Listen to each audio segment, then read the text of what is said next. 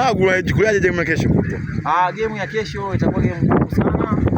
Upande wetu wa Simba, ila tunaamini Mungu ataweka wepesi na tunaweza kufanya comeback kuweza kushinda hiyo game. Swala kubwa sio wepesi, swala kubwa ni upana na kubwa kikosi.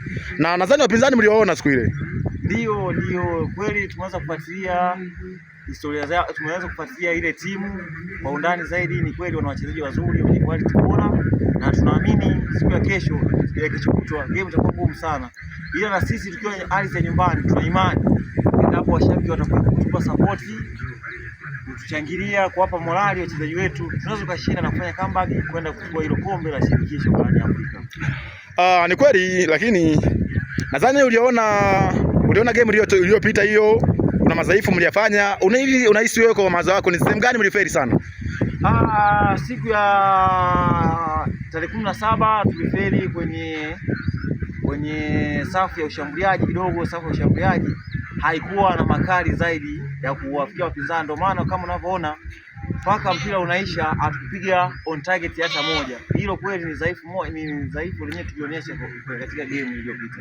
Unamshauri nini Fadlu Davis siku ya kesho kutwa? Na mshauri kocha wa Simba Bwana Fadlu aweze kufanya mabadiliko pale, ikiwezekana game ya kesho kutwa pale mbele aanze Dense Mkwala, kwa sababu Mkwala ni mtu wa kuforce sana, na imani kama Mkwala ataweza kuanza ile game tutaweza kupata matokeo na kuweza kushinda na kuleta heshima ya Tanzania kwa ujumla. Asante, kila la heri. Haya bwana Zuma, ila kaje wewe unadhani ile hali itakaje?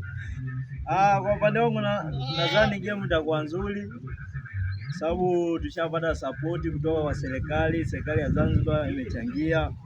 Mheshimiwa Mwinyi ameweza kutoa mchango wake kwa kugharamia gharama zote za maandalizi ya game hiyo, ili mradi viongozi wa Simba na wachezaji wajikite zaidi katika game hiyo ya kesho kutwa. Ni kweli, lakini unajua kabisa kwa Tanzania yetu hii changamoto sio uchumi, ila unahisi ni sehemu gani labda Simba sana aliferi sana mpaka kashinda kupata matokeo? Nadhani shida ilikuwa sio kubwa sana, shida ndogo ndogo zile makosa ambao yamekuwa yakijirudia. Maki mbovu ya mabeki pale, umeona kama Hamza alishinda kufanya maki na mwenzake Kalabucha huko, mpaka yule jamaa Mamadu Kamala anakuja anapiga kichwa kabisa, unaona kabisa anapiga kieda anafunga.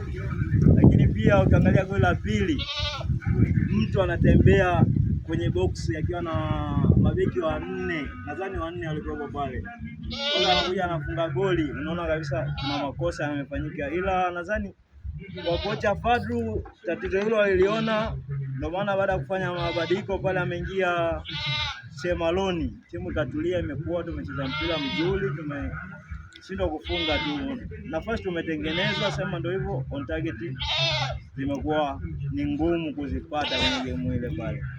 Inapendeza, lakini kwa mtazamo wako haraka, najua game ile uliangalia, kwa mtazamo wako haraka unadhani sehemu gani wapinzani walituzidi? Nadhani wapinzani walituzidi sehemu moja, speed na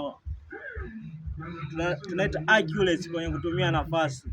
Walikuwa na accuracy kubwa katika kutumia nafasi, ndio maana wamepata nafasi mbili. Ukiona hizo nafasi mbili wamezitumia kweli, zimepatikana, wamepiga on target, zimekuja kuzalisha magoli. Lakini ukiangalia kuna nafasi moja waliitengeneza ilikuwa ni hatari, mpaka golikipa Kamala Musa anakuja anaitoa ile pale, ilikuwa ni ataki ambayo ilikuwa ni hatari, ambayo ilikuwa inaweza ikazalisha goli la 3 ambao wangeweza kutufunga. Kwa hivyo bora wale jamaa nadhani walikuwa katika kutumia nafasi zaidi kuliko Simba. Na wewe unaamini kwa Mkapa atoki mtu?